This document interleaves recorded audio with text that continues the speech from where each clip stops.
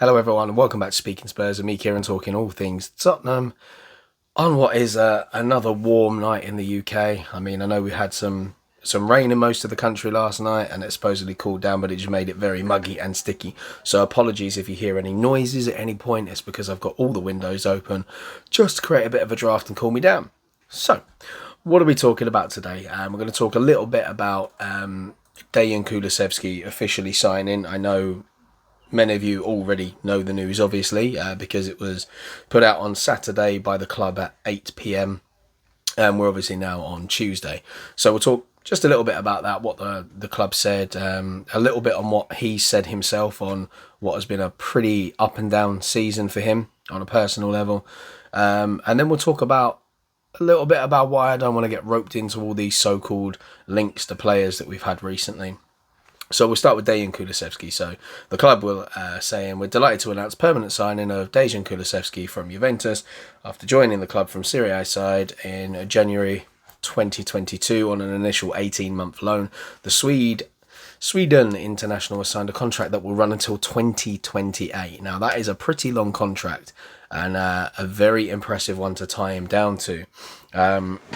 And for a minute, we were all a little bit worried that he wasn't actually going to sign because there was worries over whether Postecoglou was going to like him or want him. That was the rumours we were hearing. So I don't know what conversation actually went on between the two of them and the representatives. But he would have been crazy to turn down a player that can play in so many positions.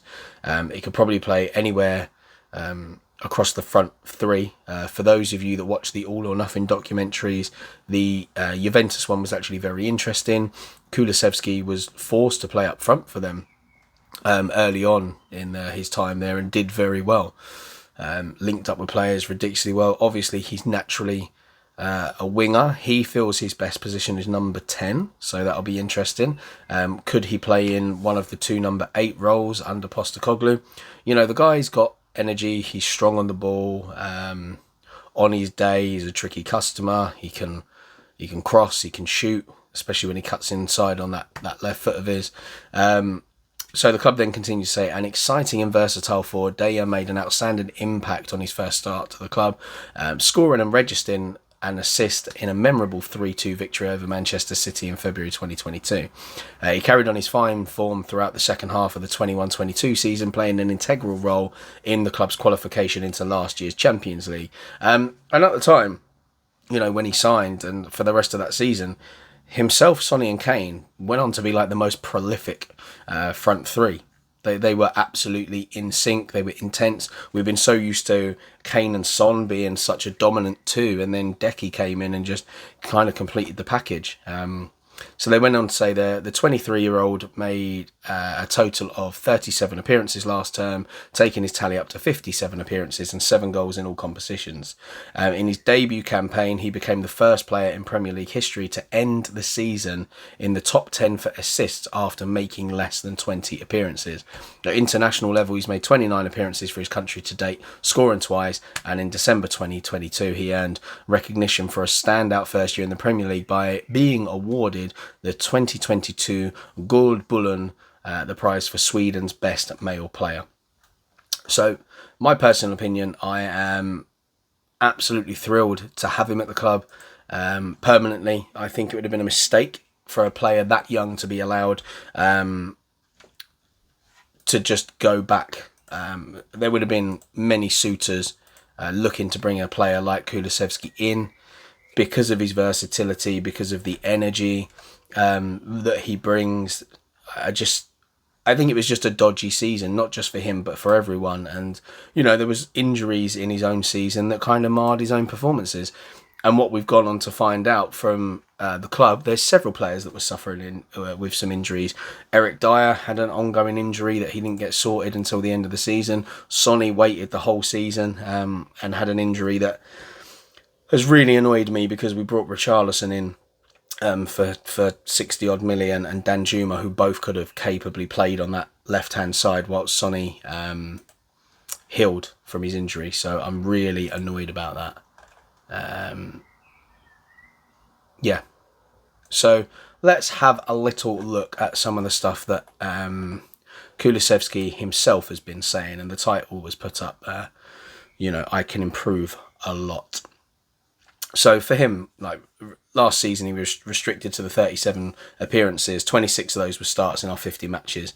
He was sidelined for the best part of 2 months after picking up the muscle injury on international duty in September. Returned in flying form, only for then the World Cup to arrive, which kind of ruined many team seasons, if I'm honest. And then frustratingly, he picked up another muscle injury just after the Premier League resumption on Boxing Day. So this is what he had to say when he was having an interview.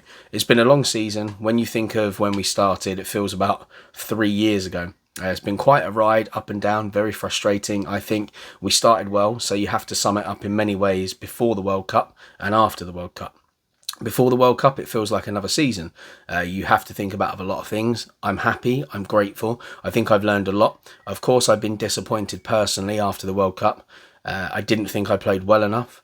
Also, the team hasn't been good enough, especially in the last few months, where we tried everything, but it just wasn't to be.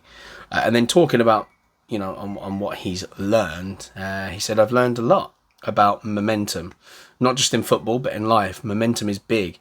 When you feel good, when you're on top, you have to beat your opponent.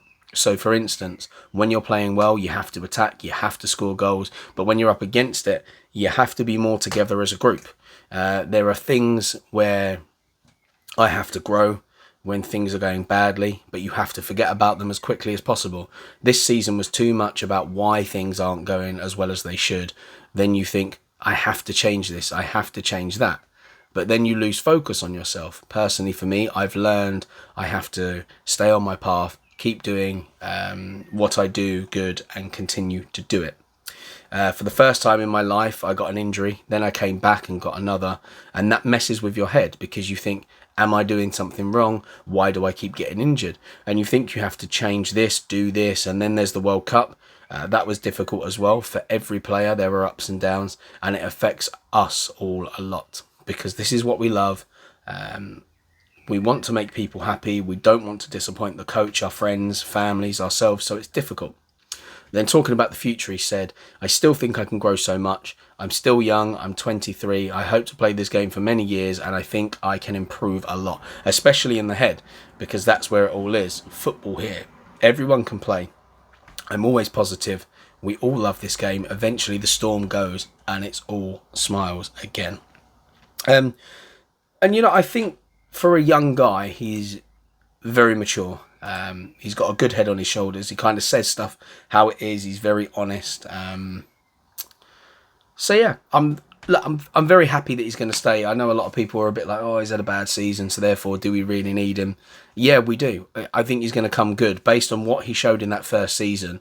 The second half of that first season when he came on loan, I think you can only see that there's a hell of a player in there, and it's just about getting the right system, formation, confidence within the squad. I think he's a massive confidence player. When the squad's playing well, he's playing well. So, he did have times where he played well this season. When he came back from that injury, he was on fire when he came back from the first injury. And then, obviously, the World Cup stopped the Premier League. And it was just bad timing for him because, he was looking like he was going to go on and finish the season strongly. And the World Cup really disrupted everything, then getting another injury. Then we had all the problems at Tottenham. People playing with injuries. Hugo Lloris obviously not happy where he's at. The back line leaking goals for fun. Romero coming back and being absolutely useless for a lot of the time. And Tottenham on a personal level, obviously lost a wonderful coach in that time.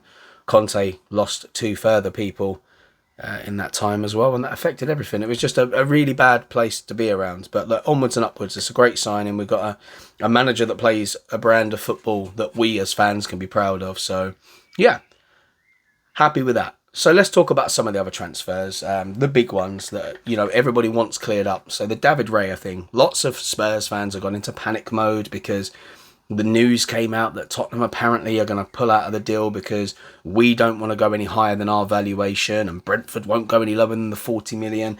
Now, what I have to say to that is, don't believe it. We are not out of that race whatsoever, even if it's saying we're going to pull out. It's a tactic. You can't sit there and look at a keeper like David Raya, who qualifies as homegrown, is a fantastic goalkeeper, Premier League pedigree, one of the best in the league last season, for a side that play very good football. He's a keeper that plays the way that Postecoglou wants to play. There is no chance that this deal is going away anytime soon. And the fact is as well, personal terms are pretty much agreed. He wants to come to Tottenham. All that's in the way is the transfer fee. And Brentford, let's face it, they've got every right to say no to any offers that we give that aren't as good. And yes, they've got a replacement already in place. But Brentford are a very well-run club. Financially, they're not in a position where they have to sell him. But I do understand that a deal is very much doable. I think there's wiggle room. I just don't think they want as much wiggle room as Daniel Levy wants. And that's fair enough. Especially when Harry Kane's got the same length of time left on his contract. And we're saying we want the amount that we want. And I know there's a massive difference between Harry Kane and David Raya. But if you think about it based on his age and how long David Raya is going to be around, 40 million isn't a lot. Look, I understand that Daniel Levy wants some money off, and I know a lot of you out there are saying, just pay the 40 million. Look, I get that, but what I would caveat that with as well is, I think the goalkeeper situation is one we can let go on a little bit, because I think ultimately there are other keepers out there. There are a lot of goalkeepers. There are goalkeepers just as good as David Raya out there available. I know that lots of us won't know about them because they play in different leagues, and maybe people don't watch as much European football as they used to because of all these stupid price hikes on all of the channels, BT, Sky, Amazon Prime, and Now TV, and however many others there are. So we don't see as much of the European football. So some of the goalkeepers that we're being linked with, people are kind of poo-pooing, saying, I don't want them, blah, blah, blah. I don't know anything about them. Who? Danny Rose, Google it. I would just say, look, a lot of the reason why you don't know him is because you're not watching the football. But ultimately, David Raya is the guy that we want through the door. And I think it can happen, in my honest opinion. I think it's one that can go on a bit longer. And my reason is this. He's a goalkeeper that pretty much plays the way Postecoglou wants. I don't think it's going to take him too long to kind of understand the little intricacies of him demanding that he wants goalkeepers to get rid of the ball very quickly. I don't think he's going to have a problem with that. So I actually think a goalkeeper, yes, it's important we get the right one, but ultimately I think they're not the most important people to get in the door early. So I think it's one we can wait for a little bit. Now moving on to the one that's annoying everybody, the James Maddison situation. Look, I think this one's completely different. It's not about stumping up X amount of cash and blah, blah, blah, blah, blah.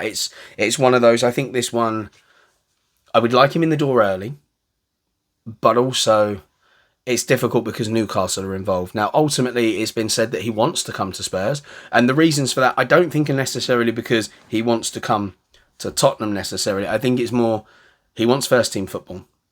I think at Newcastle, because of the way they play, I think there is chances he's in and out of the squad. He comes off later in games, so minutes. He will get more minutes at Spurs than what he will at Newcastle, based on the trajectory of where the clubs are at right now in terms of domestic and European football. However, Newcastle, I think, is a place that attracts more, because he's an English lad, I think it's more for youngsters. It's not a place that, older people want to go to with their family. I think he'd rather be near London because he'll play for a London club. But a lot of the footballers that play in London live on the outskirts or live just on the edge of Essex and places like that. So I think in terms of family, it's a better place to be. Obviously, there's a few of the England boys in and around London locally, so you're not too far away from friends at any time. It's just a case of trying to find the price that's right for the two clubs. Obviously, Leicester want as much money as they can for him, and rightly so, but the problem is they are in the Championship, and if they don't get the money they want, you've then got a player that's way too good to be in that league, sitting there unhappy, and that's not good for anyone. So I think a deal for that very much can be done. And at the moment, it's just papers and agents playing Tottenham and Newcastle off one another to kind of probably push the money up. And don't believe that story about Tottenham putting in the 50 million bid combined for Maddison and Harvey Barnes. Tottenham are denying it, and I can pretty much guarantee that that wouldn't have been the case, because Daniel Levy knows that that would rattle them up the wrong way and pretty much make us a club that's out of the running for James Maddison. Do I think he'd fit in at the club? Yes, I do. I think he's a great player. However, if we can't get hold of him, the other options that we've got, I know people aren't going to like it, and I'm not the only one that's saying it. Tanguy Ndombele, he wants to come back. He said publicly he wants to come back and try things at Spurs. I think Postecoglou will have a look at him, because it's a difficult one. He's got time left on his contract. Yes, he's on a lot of money in terms of wages, but the difficulty is we paid so much money for him, but nobody wants to pay big money. You don't want to tear up a contract of a player that cost you that much money, especially with the talent that he's got that can be unlocked. And the fact that he said that he does want to come back, maybe he's hit a point in his career now where he's realised, I've got all this talent, but nobody plays me regularly. Maybe he's realised that he does have to up the energy levels. And we know he can do it, because we saw for that brief period under Jose Mourinho when he went out and worked with him one-on-one. I say one-on-one, Moussa Sissoko went out with them as well. He worked very hard, and he's good. Declan Rice himself came out in an interview saying that he's one of the best players that he's been on a pitch against in the Premier League, said he's an absolute baller and couldn't understand why, people were digging him out so much. I mean, obviously we know, because it's the energy levels on the pitch. Maybe he's at a stage now where he's decided, look, I've got to make this work, otherwise my career, no matter how talented I am, is going to stagnate. So I think I'm willing to give him one more chance. Another player that possibly could do a job is Giovanni Lo Celso. Now, I know a lot of people definitely want him out the door. Yes, he's had his fair share of injuries. But what I might add to that is, I think, did he come in the door towards the time that Pochettino got sacked? I think he might have. If he did, he didn't really play under him. It might have only been one game or something. But I think, Lo Celso was brought in for a different formation to what he ended up playing. Mourinho comes in, plays a very different game. And then obviously you had Nuno, very conservative. Conte, again, they're just formations that he didn't really fit into. And you can see what he does in the midfield for Argentina. Obviously he couldn't play in the World Cup because he was injured, but he's back in the Argentina squad now. And he got an assist the other night. So he fits in well with certain systems. So I think he wants to leave Tottenham. And because of his contract situation at the moment, where he's at in his Spurs career, I think it kind of makes sense to move him on in terms of financially. But I'm a little bit gutted in a way, because when you watch him play and it really clicks, he's a very, very good player. And it's a shame he didn't come in now instead of the time he did and had to play under these managers that play football that doesn't suit him. So for those people out there that have been critical of Lo Celso, you got to remember, he was a young lad when he come in, and he's playing a completely different system to what he should be playing. He's not that type of player. Yes, he had to strengthen himself up a little bit. He's been away, enjoyed his time. He always plays well for Argentina. So, I think everyone's going to get a chance. And this is going to be my most important takeaway from this video. We're being linked with so many players right now. Loads of goalkeepers. That one I can agree with, because we know we're looking for a goalkeeper. Hugo Lloris has publicly said that, he's ready for a new challenge. And I think if the club agree to let him go, and that will come down to how much money we can get for him.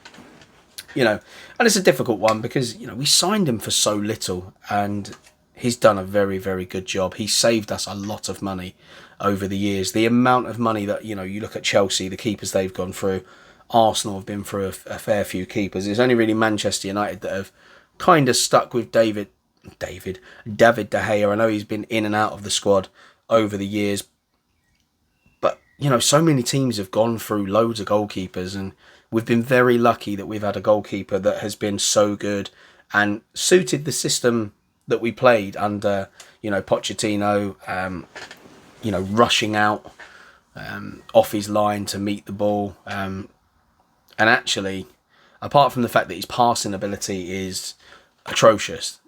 If you go back to Lloris when he was younger with the rushing out, he probably would be quite good in this system, minus the passing. And at the time, maybe he could have been coached into being a better distributor of the ball. But hey ho, he's been a fantastic servant. I don't like goalkeepers being captains, but I think during COVID we saw the feisty side of him and heard him a lot more, because he always comes across as a calm person. He's had a few more ragey interviews in the last 2 seasons as well, so he'll be sorely missed. Defender wise, look, we've been looking for centre backs for a while. Who goes out the door? I mean, you could argue a lot of them and only keep Romero, but then you're getting rid of so many of the centre backs. Tanganga just needs to play football at the end of the day. Look, his injuries have held him back. He's not quite on the pace of things at the moment, so I'm happy for him to go, whether that be permanent or on loan. You've then got Eric Dyer, who was very good, not the season just gone, but the season before that, and helping us strive for Champions League football. Had a really up and down season this season, mostly down. And then we find out that possibly an injury was partly to blame for that. So you could argue that had he have come out on the side, things would be different. But I suppose it was difficult this season because we were playing a back three, and you take him out of the squad in a back three, and it becomes very difficult to have a strong unit of three in there. Just because of his natural leadership and the fact that he can talk a few languages. You've got to remember, Eric Dyer was the only defender that was able to communicate with every single person in his back line, which does make a difference. So I don't know what the future holds for Eric Dyer. If he does stay, expect him to get a contract extension, but don't kick off if he signs a new contract. It will purely be so the club can get some money when they sell him, rather than losing him on a free. Davinson Sanchez has openly said he wants to go out the door. And it's not the first time. He's been willing to go before, but the problem is nobody's been willing to stump up the cash. And it's frustrating as well because despite the mistakes that he's got, given regular game time, he's a good defender. And his issue has been at Spurs, he's never really been first choice. And that's hurt him, it's held him back. And it's annoying because pace-wise, he's probably, the most likely to suit a Postecoglou formation. It's really frustrating. There's a few players that are kind of, because of where they are within their contracts, it's making it very difficult for them to stick around for a manager that would probably be good for them. So yeah, Davinson Sanchez, maybe Joe Rodon. Who knows? There are teams in France interested in him. Probably a couple of Premier League clubs a little bit lower down, so he could potentially go out the door as well. Longley, there is talks of him coming back. I know it's been a bit quiet. And the reason being, we can get him for very cheap and it's a good deal. And even if we keep him for 1 year and sell him, we could probably sell him for double the money that we buy him for. So actually that would be a good deal no matter what. Aymeric Laporte is a player that obviously is unhappy at Man City, but I do feel because we didn't get European football, I think he wouldn't come to Spurs at the end of the day. A team like Barcelona might be willing to have him, and then that frees up Longley to come to us because they need to get him off the wage bill and need a little bit of money in the bank. So I think because of not finishing the European spot, it's kind of hurt the quality of centre-back that we can get. Max Kilman is someone we're very much interested in from Wolves. Counts as homegrown. Decent player. Would probably fit into the system quite well. So yeah, I wouldn't be too disappointed to see him through the door. Midfield-wise, obviously, Højbjerg has been linked with a move away. Bayern Munich showing interest, and now Atletico Madrid. And it pains me to say it, but if there ever was a midfielder to suit the way Atletico Madrid play, it would be Højbjerg. And I think a lot of people are quite happy to see him go out the door. But I tell you what, and I've said this before, he is a player that you don't realise how much you're going to miss him until he's gone. He's an absolute freak of nature in terms of fitness. You rarely ever see him play an injury. The first season he came to us, he played every single game. He's only missed a couple of games since he's been with us, and I think one he was left out of the squad for whatever reason or was on the bench. And is it Conte or Mourinho? One of them. but he's an absolute warrior. And I think he's the sort of player, even if he's not going to be a regular starter next season because of the system, if you want to bring a man off the bench to help shore a midfield up for the end of the game, he's your man.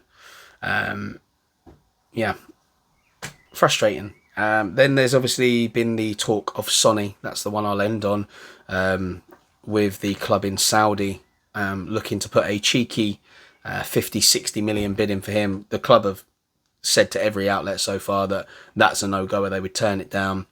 The wages are going to be phenomenally ridiculous for a player like him. That would be the only thing that could possibly turn his head.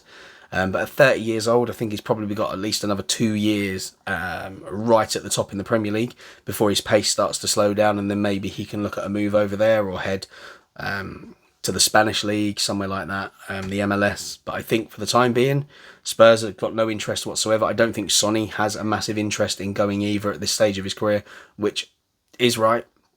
I don't know, he's just had a really poor season. I think if they were to come in with a 100 million bid, that's a little bit different, because 100 million for a 30-year-old player would be difficult to turn down. I'm still not overly sure that he would go, just because of where he is in his career right now. And he loves Tottenham, he loves the Premier League. He's played with this injury the whole of last season. I say the whole, for a lot of last season, should have had the surgery. So I think that explains a lot of the things I complained about this season. You know, his willingness to run wasn't as good. His closing down of players was non-existent. His effectiveness when with the ball, his, you know, the amount of taking on of players was nowhere near as frequent as it used to be. So I think, look, once he's back and he's fully fit again, I think we've got a very different Son on our hands, and we could see the Son that we had the season previous to that, where he got the golden boot. So, yeah, that is pretty much it for today. So, a few little updates for you there. Obviously, Postecoglou officially starts on the 1st of July. And this is the hard thing about the transfer situation. We're going to be linked with loads of players, but I think there's probably only a few that he said, yes, he will happily take without seeing the rest of the squad. And I personally think that will be David Raya in goal. James Maddison further up the pitch. And in terms of midfielders, I think he's just going to want to look at them all first, because you've got so many players coming back. Defensively will be an interesting one to see what happens with Porro, because obviously we've signed him, and I don't know if I see him as a right back. So that'll be an interesting one. Will he double up as a winger? But if not, there are teams interested in him anyway. So, yeah, you probably won't see too many other transfer stories that I take seriously until he's been in and had time to have a look at the players himself. So, thanks for sticking around. Hope you enjoyed it. Don't forget to subscribe, like and comment. And until next time, come on you Spurs.